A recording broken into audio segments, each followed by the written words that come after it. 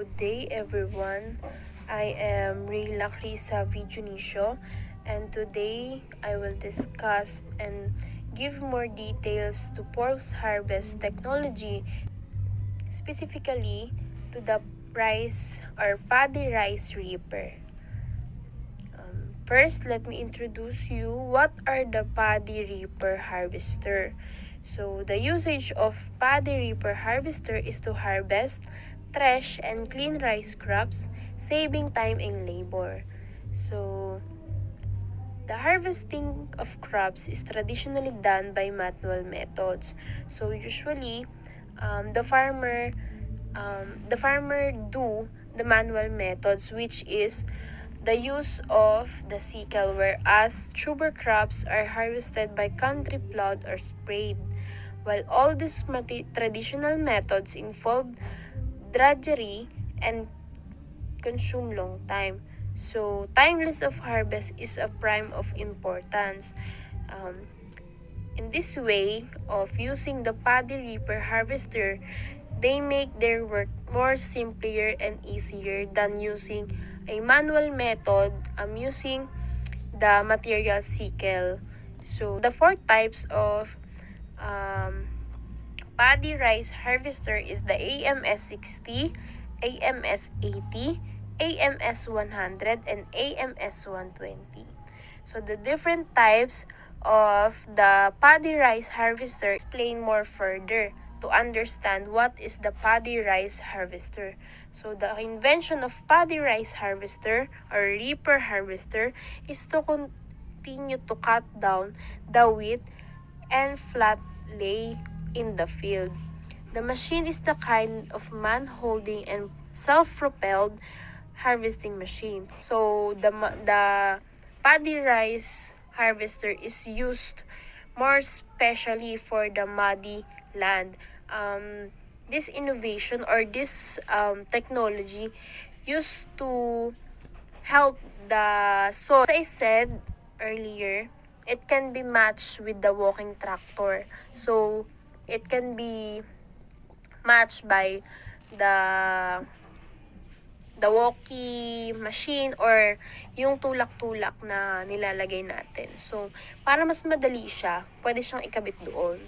So, the models of the paddy rice harvester is AMS 60, 80, 100, 120, and 150 of reaper swatchers with different cutting width of 60, 80, 100, 120, 150, and different engines.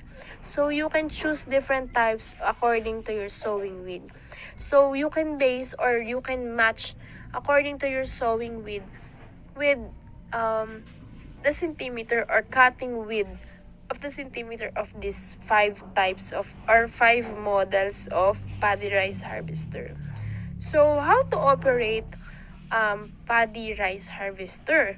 So first, safety precautions. So usually we can wear appropriate safety gear including clothing, gloves, and safety goggles. Ensure that the reaper is in good working condition and has been properly maintained, because if it is not properly maintained, maybe the machine will not operate well, or it may not perform very well because it's not properly maintained. As I said earlier, wear appropriate safety gear, because if you don't wear a proper gear, your body or your skin may affected by the sun. So usually fuel the reaper, ensuring there's enough gasoline or diesel, kasi mahirap naman yung maubusan ka sa gitna na before you use the machine to know if it is okay. So number 2 is prepare the reaper. So usually fuel the reaper, ensuring there's enough gasoline or diesel, kasi mahirap naman yung maubusan ka sa gitna ng field. So to check the oil levels to ensure proper lubrication. So you can also check the oil levels or gaano ba karami yung nakalagay na dun sa may reaper. So adjust the cutting height to the desired level. So you can adjust the height or cut the height to desired level. Kasi meron yan yung depende sa matangkad, depende sa maliit, kung gaano ka katangkad. So, number 3 is start the engine. So, usually, turn the ignition key or pull the starter cord to start the engine. Allow the engine to warm up for a few minutes. So, you can warm up the machine for 2 to 3 minutes or maximum of 5 minutes to ensure that it is okay to when ayun. So the number 4 is position the reaper. Position the reaper at the edge of the paddy field with the cutting head facing the right rice crop. So you can parang aasintahin mo siya na parang aasintahin mo siya na yung sa may pinaka-edge ng paddy field. Kasi pagka naiano siyang masyado sa lupa is hindi na siya masyado. Hindi na siya parang mahihirapan din yung machine. So number 5 is engage the cutting head. Lower the cutting head to the desired height above the ground using the control lever. So number 6, drive forward. Gradually engage the throttle and begin moving forward slowly. So you can tutulak mo siya para drive ka lang, ganun. So, number 7 is harvesting.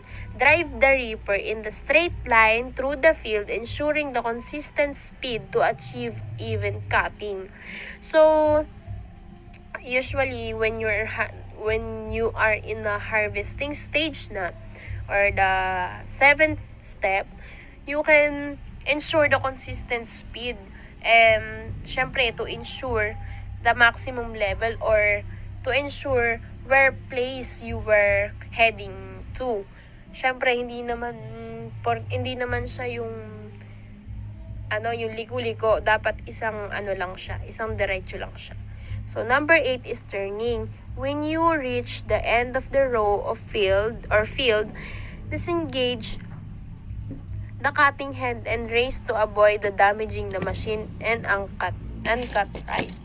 So, syempre, iniiwasan natin na makat yung crop natin. So, ang ginagawa lang natin dito is to cut yung mga pinaka stems niya, hindi kasama yung rice.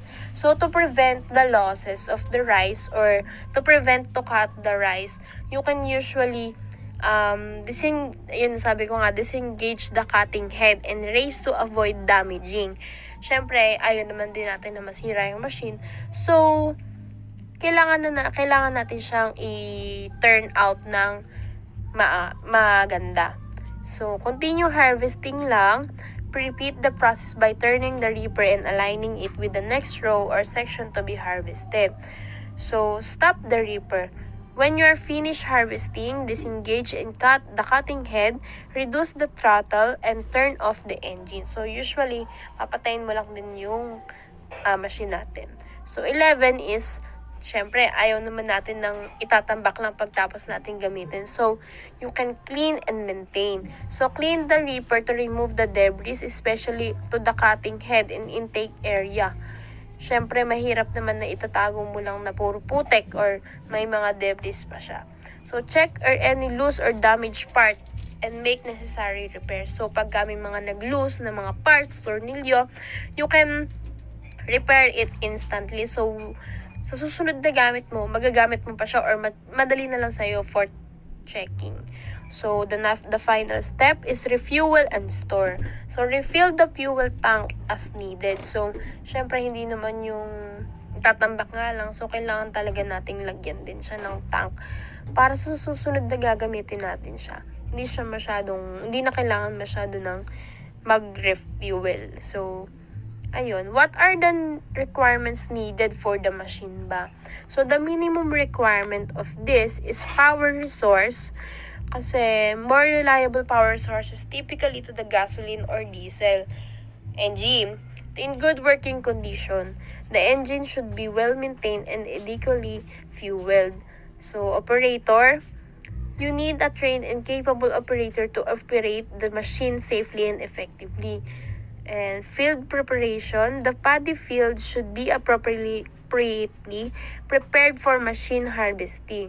So, yung power source, operator, and field operation is yung mga minimum requirements natin. So, sa power source naman, kailangan natin ng legible or reliable source such as the diesel or the gasoline.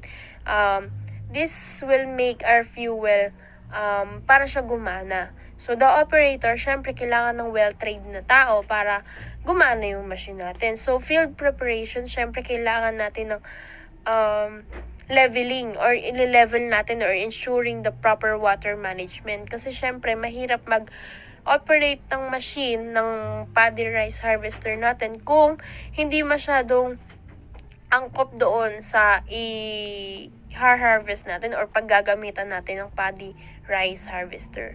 So, the fourth minimum requirement is maintain and lubrication. Regular maintenance is essential. As I said earlier, hindi naman basta-basta natin itatabi na lang ng walang fuel or may mga debris pa or may mga dumi-dumi pa kasi yun yung nakakapag-cause ng pagsira or mabilis na pagsira ng machine. So, the safety gear, as usual, syempre, kailangan natin ng safety gear to prevent yung mga kati-kati, syempre, nasa field tayo, nasa bukid tayo, to prevent para magkasakit tayo kasi yung mga ipan ng palay, pag pumasok sa ilong natin, yan is masakit at saka makati. So, syempre, to prevent affecting the skin from the sun, especially yung ating UV rays. This is my last slide, the importance of using the paddy rice harvester. So, syempre, efficiency, it is more effective than sickle kasi it's way better, simpler, and easier for the farmer. So, the labor savings, when you are using the manual maintenance to work for you, which is more magastos talaga kasi syempre kailangan mo ng tao, magbabayad ka pa. It is more capable or more simpler, as I said earlier, to use the paddy rice harvester. So, the higher yield. So, reapers are designed to cut rice and the optional height and handle the crop with care and minimizing the grain loss. So, usually, it is way better na parang wala tayong sasayangin ni isang butil kasi ang kailangan lang naman natin na i-rip or tanggalin or suyurin is yung pinaka-stem lang niya. And this is my presentation. Thank you for listening. I am Rayla Crisa Vijonisio from Besam 2B. This is my presentation to be submitted to Ms. Ruelin Bararan. I hope this video help you to know more about paddy rice reaper or harvester. Thank you.